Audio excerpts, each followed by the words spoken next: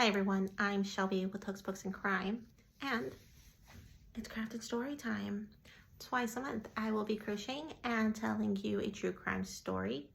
I do need to let you know my crocheting for the most part is pre-recorded just because I want a finished product. This big ass blanket will not be done by the time the story is done. The link to the pattern I'm using will be posted in the show notes. They're not my patterns because I'm just not that creative, I'll be honest. I just love to crochet. Also, all yarn being used in this and in the pattern will be listed as well. So grab your crafts though, because today's story is, I heard this story 10 years ago and I swear I do feel like I don't hear it enough. Oh, my hook's crooked. I feel like I don't hear it enough. Like my favorite podcasts, you have yet to cover it, which just, you'll see why.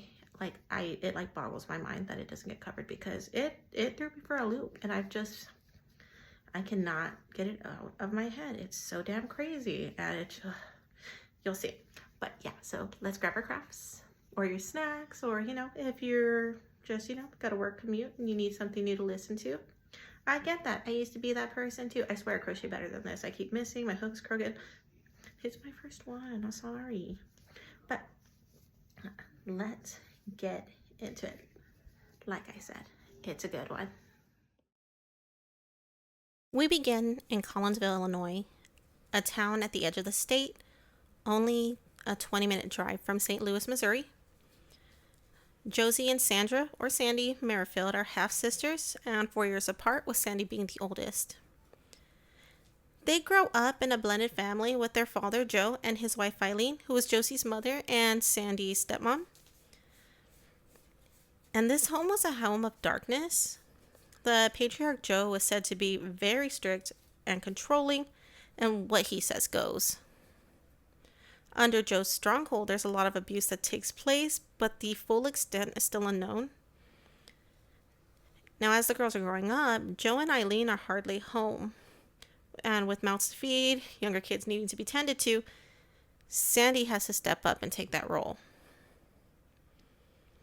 She cooks for her younger siblings, does, bed and bath time routines. And since she's basically parenting the younger kids, Sandy has to grow up rather quickly. She's actually described as being very responsible, very quiet, and very reserved. Naturally, this leads to a strained, intense relationship between her and Eileen. I mean, I can't imagine them having a good relationship if Sandy is constantly having to cover for her. And it's unclear if Eileen is out working. Maybe she's an abuse victim too. But it's hard to excuse parents putting the expectation of basically their teens sacrificing their adolescence to raise their siblings. And as the girls begin to get older, Sandy and Jossie begin to butt heads because now Sandy's having to lay down rules for Jossie. Again, not her responsibility. And because of this, Jossie doesn't take it very well. She's not happy about the boundaries in general, and she's probably not happy that they're not coming from her own mom, they're coming from her sister. However, for the most part, the sisters remain close and have a good relationship. So when Sandy is about 19, 20 and out of high school, she starts studying to be a certified nursing assistant. Being a caregiver became second nature to her, and she really thrived in that environment. She then meets a man named Everett, a plumber, and the two begin a relationship, which is nice because, now Sandy has someone taking care of her for a change.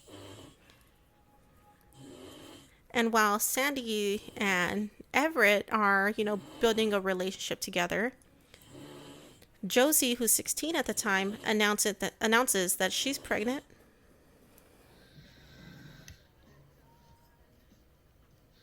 Yeah, Josie, who's 16 at the time, announces that she's pregnant. And like most 16-year-olds, she's neither prepared or mature enough for the challenges headed her way. You see, Josie is the opposite of Sandy. She's irresponsible, she's uninterested in her education, and she's pretty wild. She also does not have the baby's father in the picture. Whether it's a case of she genuinely doesn't know who the father is, or he's just a major piece of shit who just took off, it's not really known. It is mentioned that Jossie doesn't know who he is, but then I found things that said that no one speaks or mentions him. So it's, like I said, it's unclear. It's kind of murky there as to what's really going on. And also very suspicious. Because it almost becomes like protecting someone. I don't know. I'm just ranting and moving along. Anywho. This announcement is kind of a chip on Sandy's shoulder. Sandy really wants to be a mom. By this time, Everett and Sandy have been trying to have a baby. Though they can conceive, poor Sandy actually she has a difficult time carrying and has experienced multiple miscarriages. And not early, I didn't even know miscarriages, but she's already began bonding with the baby, showing, feeling movement, those kind of miscarriages, which is just terrible. I mean, it's just so traumatic and tragic, feeling the kicks and already planning only to have to experience the loss again and again. That's just awful. Poor Sandy has an urge to nurture, and unfortunately, life is just cruel that way sometimes. But nevertheless, Sandy is there for her sister Jossie, and Jossie gives birth to a holiday baby in November of 1997.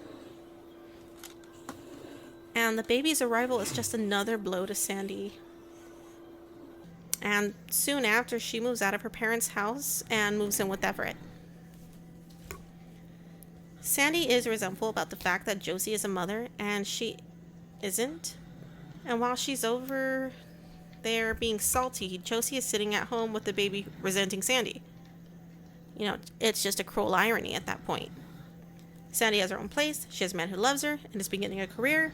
On the other hand, Jossie has a baby. She's 16, stuck and tied down to this baby.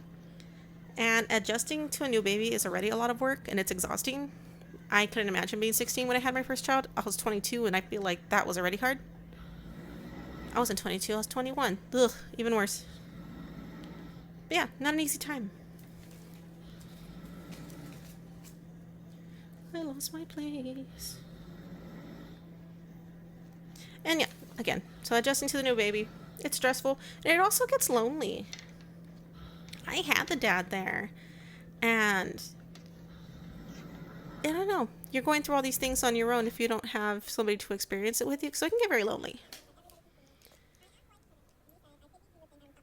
And I also find it a little hard to believe that Eileen was there to help Jossie with the baby. If she wasn't even there to raise her own kids, I don't see her being there to help raise a grandchild. I could be wrong though, but I don't know. I just don't see it happening. Not, as often. Maybe. And even at that sense, Jossie is still living with her parents. I'm pretty sure Joe is still just, dominating and controlling everything. There's probably even maybe like some criticism of how she parents, even though she doesn't know. They don't come with the manual. It's not an engine. I don't even think those come with the manuals. I don't know. Don't listen to me. But, all in all, Jossie wants to be loved the way Sandy's loved. So the two girls are just resenting each other for what they want and what the other has. But, eventually she does meet someone. She meets Chester when she gets a new job and they begin to date. Chester seems to genuinely care for Jossie and accepts her son. He seems to be a good man who wants to take care of her. Meanwhile, Sandy and Everett are still trying to have a baby, but to no avail. And it's like a part of Sandy, just, a little piece of her dies every time it's a failed pregnancy. And again, it's so terrible. I feel bad for anybody who has to deal with that. I'd be a wreck.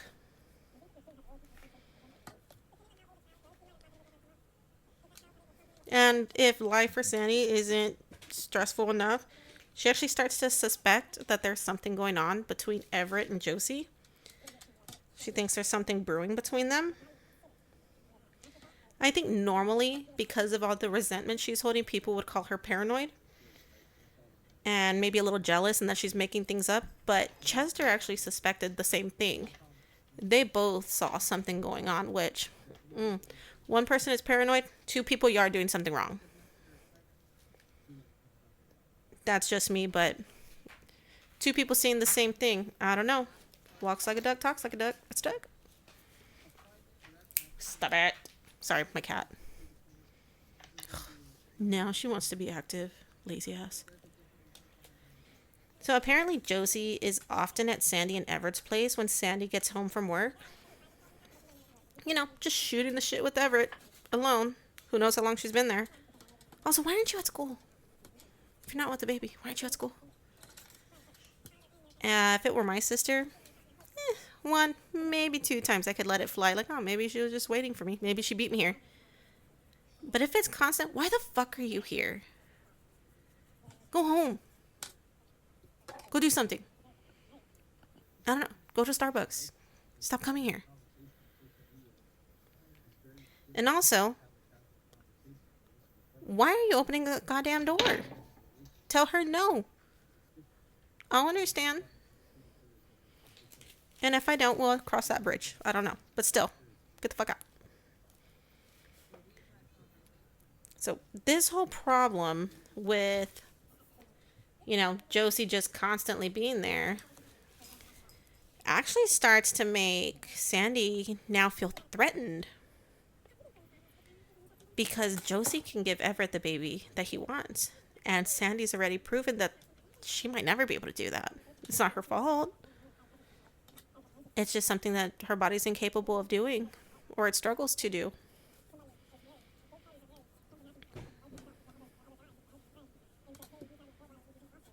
Let's cut to 1999. And Jossie announces, surprise, surprise, baby number 2's on the way. And I mean, this pushes Sandy just like right up to that cliff's edge.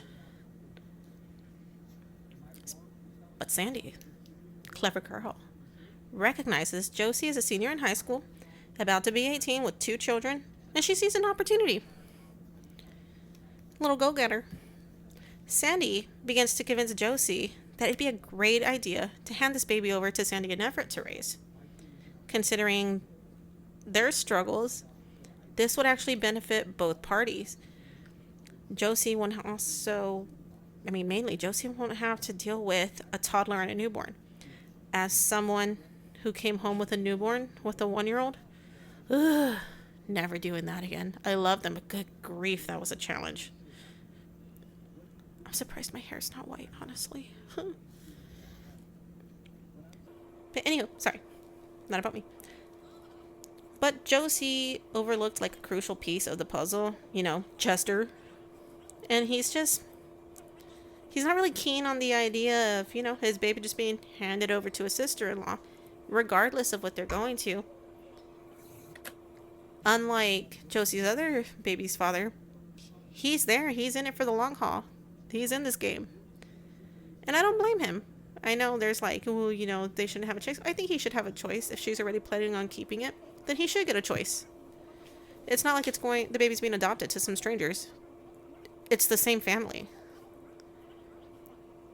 It's just like, what they're going to call him Uncle Chester, but I don't know. That's how you create serial killers. I don't know. Look at Ted Bundy. So, Chester's already pushing back on this idea.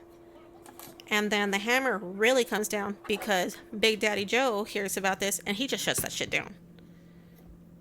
It's Jossie and Chester's baby. Jossie and Chester are raising the baby. That's it.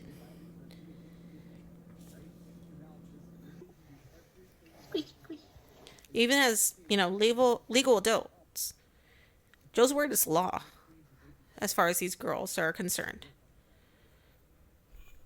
So once he declares his ruling, it's over. It's a definite no for Sandy. And, have you ever seen Mean Girls? That whole... the original, not the sequel or remake, whatever recently came out. But, that whole part with Gretchen Wieners has cracked and she starts freaking out. We should all have either. Yeah, Sandra Merrifield has cracked. She didn't stab anybody, or mentioning to stab anybody. But I mean, it all came out. She loses her shit. And she starts yelling, I deserve this baby. Jossie can't handle another baby. Jossie is a bad mother. I mean, she was just enraged and distraught all at once. And everything she's probably been resenting or, holding in since that first baby was born, I mean, it just all poured out. Word vomit, just everywhere. So naturally, after that outburst, I'm sure everybody went home. And the girls separate for a while. I mean, you can't really come back from that because everybody knows that's how you really feel. Even if they agreed on some parts, you can't come back. Not right away. But, hey, good news.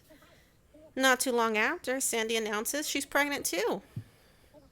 So, I mean, that's just suddenly, water under the bridge immediately. Everyone's excited and overjoyed. And it's such an exciting time for the girls because they get to go through this together. But of course, Sandy always with the short end of the stick, unlike Jossie, who gets to, just enjoy being pregnant, enjoy the milestones and everything. Sandy is just... Can y'all hear my cat? Sandy,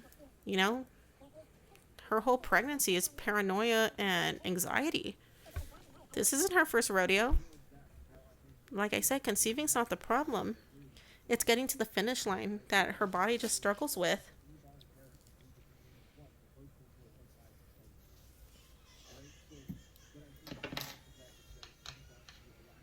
So let's jump to August of 1999. It's summer.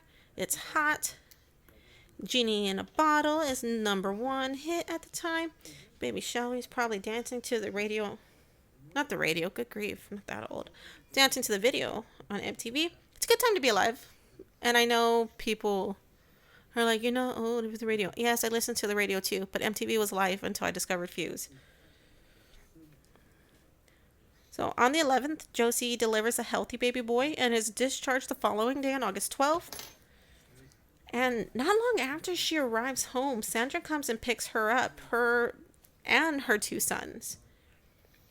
I'm not sure of the exact reasoning behind her picking them up. You'd think Jossie would want to be home and recover. But it could also be maybe Sandra was offering help, making it a little bit easier for Jossie because toddlers don't stop just because you have a baby, It's just a thing that's around you.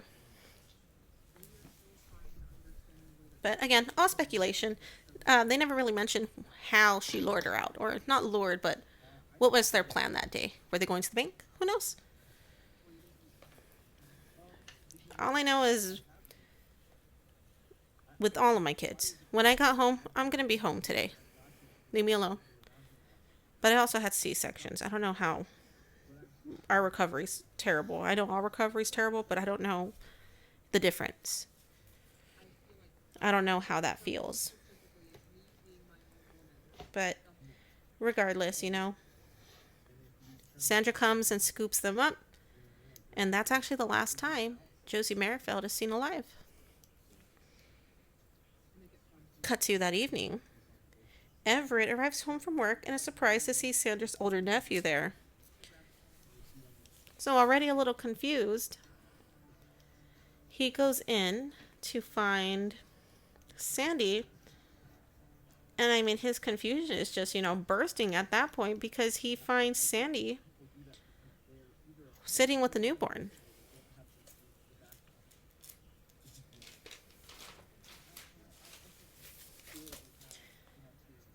And naturally, he asks, where's Jossie? And whose baby's that? She responds that Jossie is out with Chester. That's why her nephew was there. And as for the baby, Sandy tells Everett that earlier that morning, she began having pain and went to her doctor's and apparently had the baby just there in the doctor's office. And you know how it goes in the doctor's office. An unexpected birth and it's just a regular day in there. And apparently You know, they just send her home with the baby. No hospital required, no pediatricians, nothing. Bye.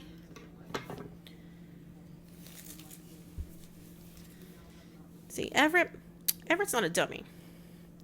Everett's already feeling uneasy. Doesn't know what's up, but that red flag's there, and he sees it. But until he,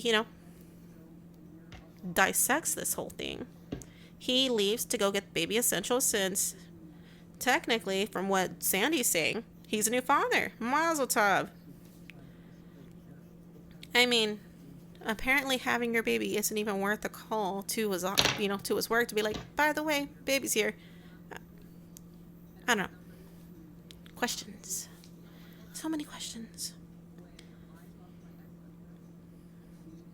So as Everett is shopping, Chester comes home to an empty house. And understandably, he's very puzzled. His expectation is Jossie being home with a new baby and her son. And if she's not home, he'd expect her to be at her parents' or at a relative's, with the baby and her son. So he starts calling around. No one knows where Jossie is. No one has seen Jossie. So as he's calling around, he gets down to Everett. Gives Everett a ring. And when he asks Everett, if he's seen or heard from Jossie, Everett's confused. This whole night is confusion for this man, apparently. Okay, yeah, Everett's whole night just must be confusion. Chester calls asking if Jossie's over there. And, Everett's like, no, I thought she was with you. And I have no doubt that phone call just, your stomach just drops. You feel like fucking shit. I cannot imagine what Everett's going through or what he's thinking at that moment. But I mean, Everett does not fuck around. He just doesn't. He doesn't play. Good on you, Everett. He goes home and I mean, he just straight up confronts her. He just goes up to Sandra. Where's Jossie? And at first, she was kind of like, and finally, she quits her shit and she just says, Jossie's not coming back. I mean, he didn't feel enough dread. I mean, how much more can your stomach, sink? She says this, and, I mean, that's psychological thriller kind of shit. Ugh. To hear that in real life, good grief. No, thank you. So, she tells him, Jossie isn't coming back. And, I mean, like I said, does not fuck around. He takes her straight to the police department. No, he just was not playing this game. Something's up. Red flags everywhere, and sirens are fucking blaring. Let's just cut the shit. What the fuck? So at the police station, and it's just so sad watching the tapes of Everett while he's being interviewed, because that poor man is I can't remember if it's full on tears, but he's just so emotional because he can just tell something is very wrong and something very bad happened. And I think we all know where this is going, and I think he knew where this is going also, but I bet nobody wants to really think that. He probably felt bad thinking that's what happened. But then deep down in his, I'm sure, what else could it be? With her kids being there and that response, what else could it be, really? And so while Everett's just pouring his heart out to the cops, Sandra is being interviewed in another room. And, they're asking her the same thing. Where's Jossie? Where's Jossie? Where the fuck is Jossie, Sandra? And so she tells them that she doesn't know if Jossie's alive or not, but she can take them to where she is. Which is bitch, really? I know where she is, but I don't know if she's breathing. That's almost worse, really. So, she takes them to a ravine, and they find Jossie in the ravine face down, and she is dead. So this is what Sandra says happened. According to Sandy, she came and picked up Jossie and her boys, and as they were driving, they got into an argument.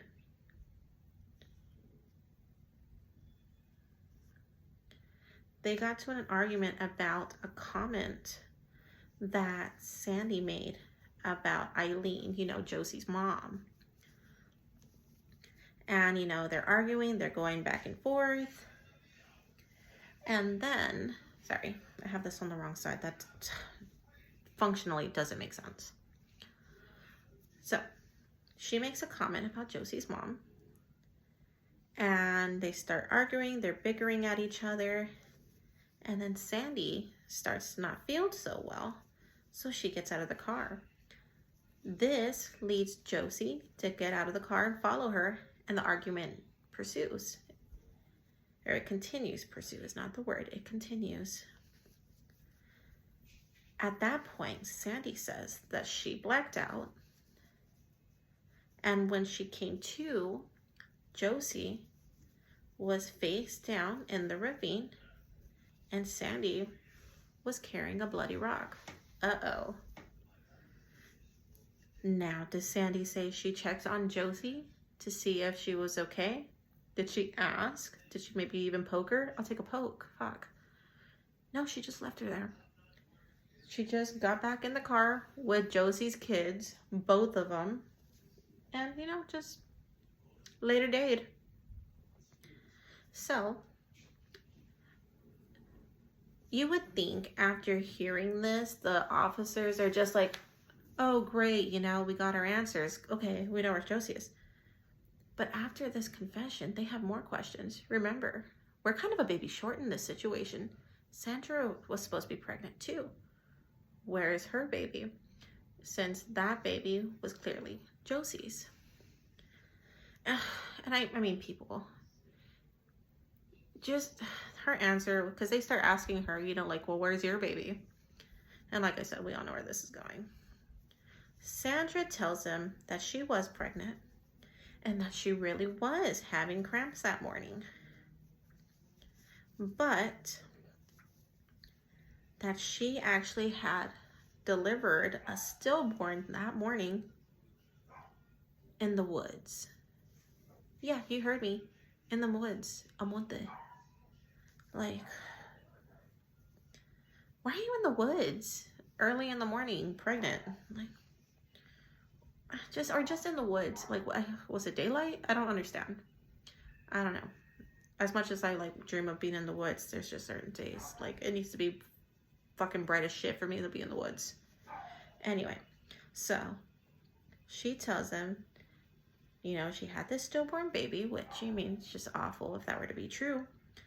But then, you know, okay, well, where's the baby? She threw it in the lake. That's what she says. I threw it in the lake. Because that makes sense. That's what you do, right? But, I mean, there's lying.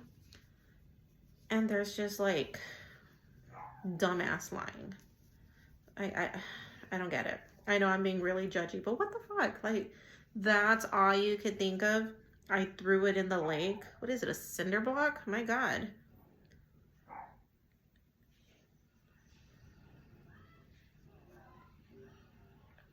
Sorry, this thing's all off.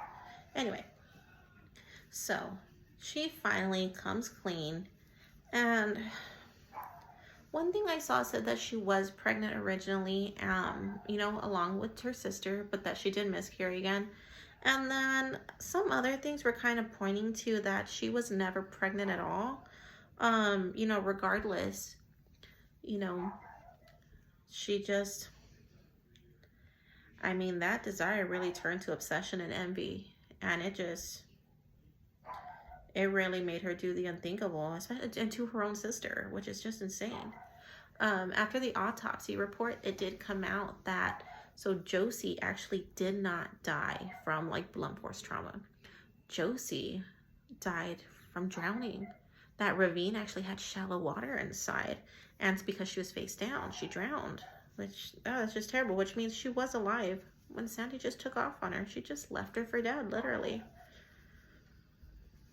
So after this confession, Sandra is charged with first-degree murder and arrested and everything. I mean, poor Everett. Could you imagine going home after that? Do you even go back to that house ever? Do you burn it down? These are always the questions I have after hearing these things. Like, how does life continue? It's just a tragedy that just bleeds tragedy and sorrow. It's just terrible.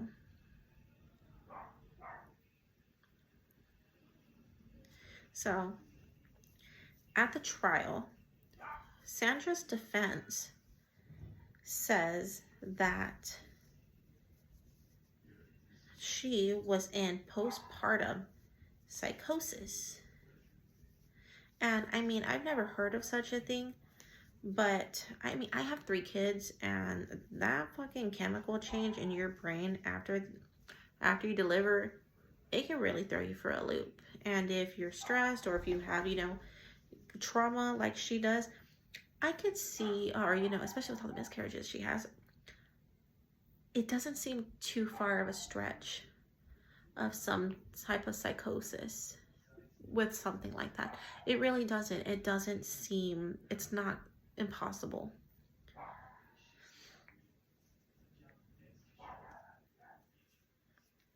And then, so she does, they use that as her defense. Well, that's part of it, the postpartum psychosis. And then they also say that it was a dissociative state because of all of the trauma, you know, like they said, that house had so much abuse to the point where nobody even understands just how far the abuse went. They just knew it was a very dark home. I think even Chester at one point calls it a house full of secrets, which, I mean, Jesus Christ, that's fucking ominous. That's like H.H. Holmes type of shit. Like, so they say because of that, you know, that's what caused the blackouts, because that's kind of what she's trained herself to do when she would endure traumas as a child. And I'll be honest, again, not a stretch. I could definitely see, maybe not in her case particularly, just because we know, like, you know, she snapped and shit when she found out she was pregnant again. There was already pent-up anger. In a different situation, I definitely could see that being a thing. So she ends up taking a plea deal and is found and pleads guilty to 2nd-degree murder. And she is sentenced to 18 years. But apparently, at this time in the state of Illinois, people only served half their sentences, which is like, I'm not the best policy, Illinois. I'm sure it's different now. I fucking hope so. So she actually only served 7 years because of the time she had already served awaiting trial. I'll be honest, you know, I didn't look into where she's at or her whereabouts, because to be honest, I really don't care. In my unprofessional opinion, I will say that again, unprofessional. I'm just a person who's been in a true crime since I was 10. But yeah, like, in this case, I really think this was just a sibling envy that turned into an obsession. And like, she just couldn't take it anymore. She really couldn't. You know, and as for Josie's children, you know, 7 years just, it really blew my mind when I heard that or when I read it, just because a baby is stripped of his mother the day after he's born. And his brother, you know, Josie was the only parent he had. Now he's an orphan. And apparently Chester wasn't on the birth certificate, or I don't know. Yeah, I guess he wasn't on the birth certificate for the baby. So Josie's kids end up going into the system. And I know there's happy stories with that, but there's also some true horrors that come from those environments as well. And Did they get separated? I hope not. I would hope they're adopted together, but that's just, you know, it's selfishness just hurting everybody, and it's just so sad. I feel bad for everybody around them, and like I said, especially Everett, because I mean, how much therapy do you think that guy went to? Hopefully he did, or you know, he found a healthy way to cope, because he was the one who put it all together. And like I said, I mean, good on fucking Everett, because he just did not entertain the whole thing at all. He was like, no, we're gonna get to the bottom of this now. And I mean, how do you end these things with such a story? Like I said, I never looked into her whereabouts. I don't really care. As far as I'm concerned, this wasn't an illness. This was just a deadly obsession. A deadly obsession and just a deadly envy. You know, she was the green-eyed monster at that point. But yeah, that is the story of Sandra and Jossie Merrifield. I know this was like a work in progress kind of thing, and I really hope you liked it. So yeah, if you want to like, subscribe, all the links to my social media are available. And I just, you know, be a good person. Don't be an asshole, and don't come up with dumbass lies like that. If you can see it's not going to go well for you at the jump, it's obviously a bad idea. Just, you know, let shit go at that point. So, you know, again, don't be an asshole. Craft your little heart away, and I'll catch you on the next one. Bye, everybody.